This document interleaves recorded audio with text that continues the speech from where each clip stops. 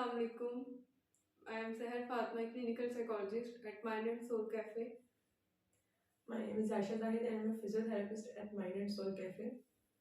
जी, तो जिस तरह आप लोग हमें फॉलो कर रहे हैं, आपको पता है कि डॉक्टर नाज़िया जो है वो डिफरेंट तरह के टॉपिक्स के ऊपर बात करती हैं और हम लोग एक सीरीज ऑफ क्वेश्चन आंसर्स और एक सीरीज हमने स्टार्ट की थी। लास्ट टाइम भी हमने उस पर बात की थी। आज हमारे साथ फिजियोथेरेपिस्ट है और मैं साइकोलॉजिस्ट हूँ एज बोलो। तो हम लोग आज बात करेंगे कन्वर्जन डिसऑर्डर्स की। ठीक है, कन्वर्जन डिसऑर्डर्स में हम लोग हमारा जो मेन टॉपिक है, जो मेन पॉइंट हम डिस्कस करेंगे वो है फिजिकल पेन। ठीक है, तो समटाइम्स ऐसा होता है कन्वर्जन डिसऑर्डर। सबसे पहले मैं आपको बताते चलूँ क्या होता है कि इसमें क्या होता है कि जो भी हमारी स्ट्रेस होती है किसी भी पर्सन की, stress, anxiety, daily life activities में जो भी प्रॉब्लम्स होती हैं उनकी वजह से जब वो स्ट्रेस बहुत ज़्यादा बढ़ जाती है, जब उसको निकाल नहीं पाते, कहीं पे किसी के साथ शेयर नहीं कर पाते, कोई ऐसी एक्टिविटी नहीं क्रिएट कर पाते जिसमें जाकर वो अपनी स्ट्रेस फ्री जो है इन्वायरमेंट उसको एंजॉय कर सके, तो वो जो स्ट्रेस है वो बॉडी की तरफ जाना शुरू हो जाती है और वो कहीं पे आकर ऐसे एकमुलेट हो जाती है किसी भी बॉडी पार्ट में और फिर वहाँ पे पेन स्टार्ट हो जाती है।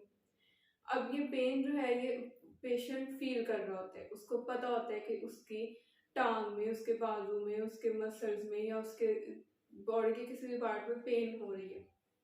लेकिन जब हम उसको फिजियोलॉजिकली देखते हैं तो वो पेन एग्जिस्ट नहीं कर रही होती। और डॉक्टर आयशा जो है वो हमें बताएंगे कि किस तरह वो इस तरह के पेशेंट्स जिनको एक्चुअली पेन नहीं होती लेकिन वो कहते हैं कि हमें पेन हो रही है, इस पार्ट में पेन हो रही है, और किस तरह से उनको रिकॉग्नाइज करती हैं और फिर उनको क्या आगे मैनेजमेंट करती हैं उनके साथ।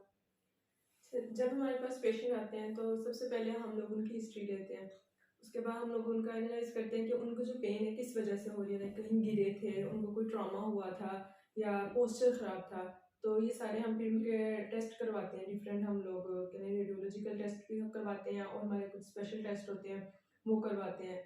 तो दूसरा हम उनकी पाल्पेशन करते हैं, उनके चेक करते हैं कि उनके मसल्स जोन से हैं वो कितने ज़्यादा स्टिफ हैं, उनके स्पास तो नहीं है या और कोई इशू तो नहीं चल रहा। तो फिर ये जब सारा पूरी एक सीरीज होती है हमारे, ये हम जब ट्रीटमेंट से पहले ये सब कुछ करते हैं तो फिर हम लोगों को अंदाज़ा हो जाता है कि ये जो पेन है पेशेंट की एक्चुअल पेन आ रही है या इसको कोई स्ट्रेस की वजह से है। ये होता है कि जब पेशेंट बात कर रहा था उसके बात करने का भी, उसकी हिस्ट्री लेने में इतना हम लोगों को ना अंदाज़ा हो जाता है कि ये पेशेंट की जो पेन है ये एक्चुअल में किस वजह से हो रही है। और ये पेन अक्सर जोन सी आती है, मोस्टली आती है नेक रीजन में आती है, शोल्डर्स में आती है और बैक में आती है। ये तीन जो एरियाज हैं ये बहुत कॉमन है। और नेक, जो से नेक में पेन आती है ये इस एरिया में आती है और ये तो बहुत ज़्यादा कॉमन है। इवन टीनेजर्स में और यंग एडल्ट्स में ये बहुत कॉमन है कि उनको ये पेन आती है। तो उसका हम फिजियोथेरेपी का ट्रीटमेंट जो होता है वो भी हम करते हैं, कहते 2 या 3 सेशन उनको होते हैं वो। उसके बाद हम उनको साइकोलॉजिस्ट की तरफ रेफर कर देते हैं ताकि जो उनका मेन काज है, जो स्ट्रेस है उनकी, वो खत्म हो, ताकि जब काज खत्म होगा तभी तो उसकी वो जो पेन है वो खत्म होगी। बिल्कुल।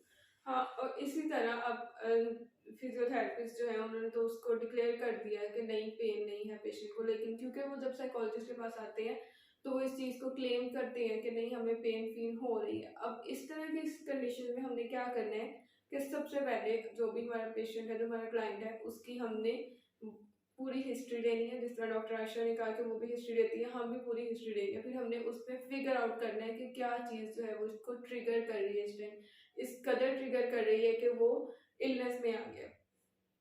अब जो भी उसमें से कोई स्ट्रेस निकलेगी, कोई एंजाइटी निकलेगी, कोई ट्रॉमा निकलेगा, कोई डिप्रेशन कॉजेज निकलेंगे, जो भी चीज़ निकलेगी उसको हमने आहिस्ता आहिस्ता डील करना है। उसको हमने ट्रीटमेंट प्लान के थ्रू, थेरेपीज के थ्रू उसको हमने कवर अप करना है। हमने पेन की तरफ नहीं जाना, हमने पेन किलर्स या इस तरह की चीज़ें बिल्कुल उसकी तरफ नहीं आना। हमने उसकी स्ट्रेस को रिमूव करना है। आज जिस तरह से स्ट्रेस रिमूव होगी तो वो जो पेन जो उसको फील हो रही है पर्सन को, वो खुद ब खुद रिमूव हो जाएगी। तो इस तरह के अगर किसी को भी कोई ऐसी प्रॉब्लम है जिसमें उसको लग रहा है कि वो, उसको इलनेस है, उसको बीमारी है, लेकिन डॉक्टर्स जो हैं वो उसको डिक्लेयर कर रहे हैं कि नहीं, कोई बीमारी नहीं है, कोई इलनेस नहीं है, तो वो मेक श्योर करें कि वो इस चीज़ को फिगर आउट करें कि क्या चीज़ है जो उनको ट्रिगर करती है, क्या प्रॉब्लम है, क्या स्ट्रेस है, क्या एंजाइटी है, या फिर वो अपने आसपास जो साइकोलॉजिस्ट हैं उनके पास जाएं, साइकेट्रिस्ट के पास आएँ, ताकि वो उस चीज़ की जो डायरेक्शन है, जो उस चीज़ को ट्रिगरमेंट है, उसको ख़त्म करके अपनी प्रॉब्लम को सॉर्ट आउट कर सके। Thank you.